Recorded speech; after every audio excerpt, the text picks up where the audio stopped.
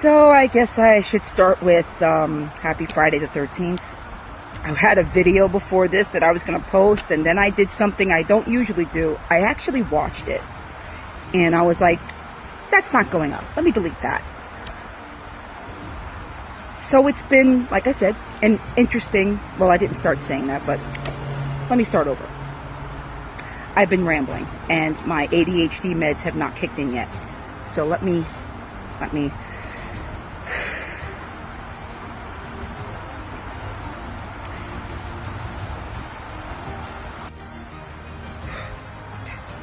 okay.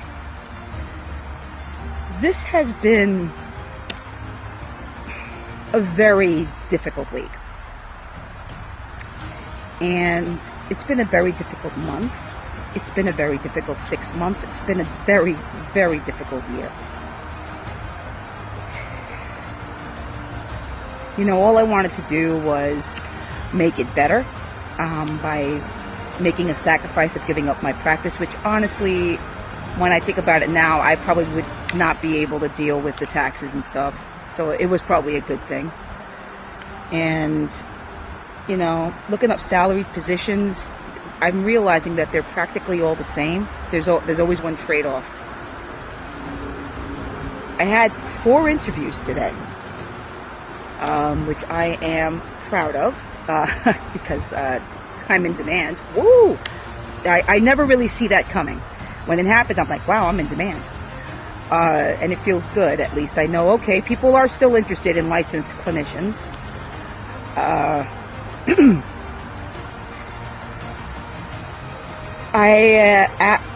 turned 3 down. I turned 3 down as in I got offers.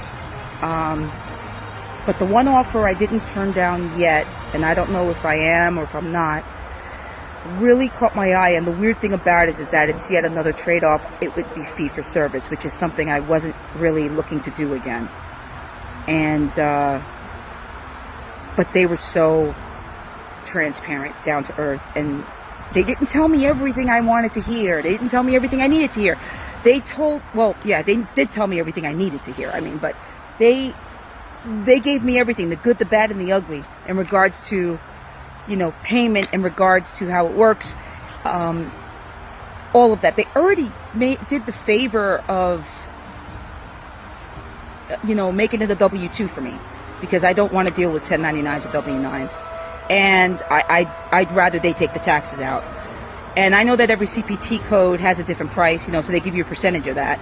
When they sent me the price chart, I was a little like, whoa, that's a lot less. But at the same time, I still kept thinking about how transparent they were with me. And I have really appreciated that, because that's refreshing. That's really refreshing. And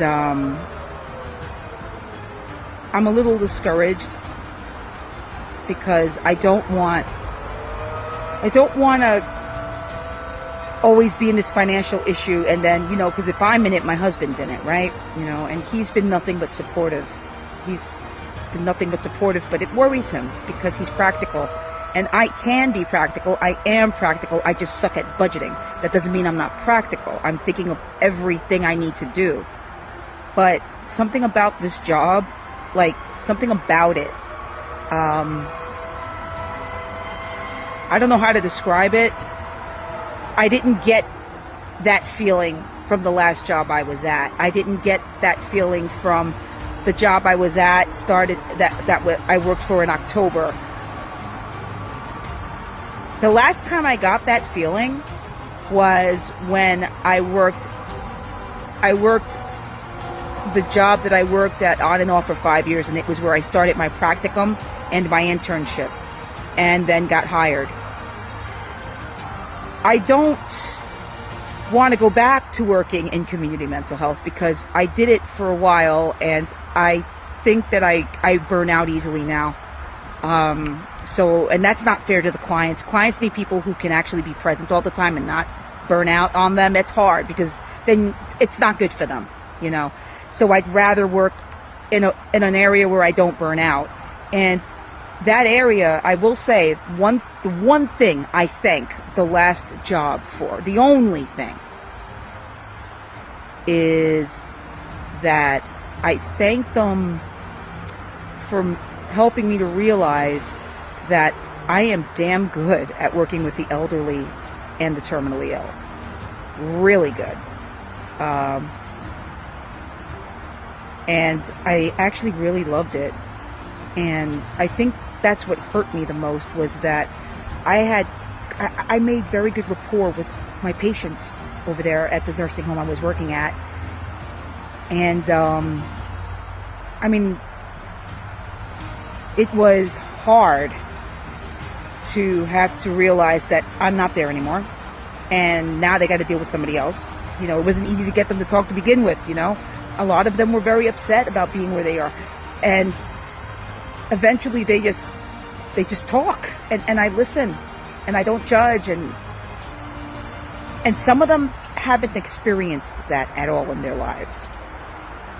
So it's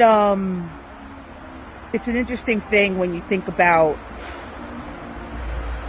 missing that and seeing their eyes light up when I walk in, not because of me, but because of the fact that they're going to get to have the whole conversation without being judged or told what to do, or told that they don't know what they're talking about, or be reminded of their, you know, dementia or anything. Right then and there, they're working on just being able to communicate and say whatever the hell they want to say.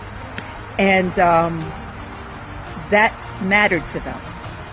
So that was hard for me. And that, you know, everything else was hard for me too. The guilt, the shame, the fact that I can't. It's once again, I'm back to the drawing board. You know, it's hard to have to do that all over again, especially, excuse me, at my age. You know, especially at my age. So I just keep thinking like about this position, because they offered it to me. People that are that transparent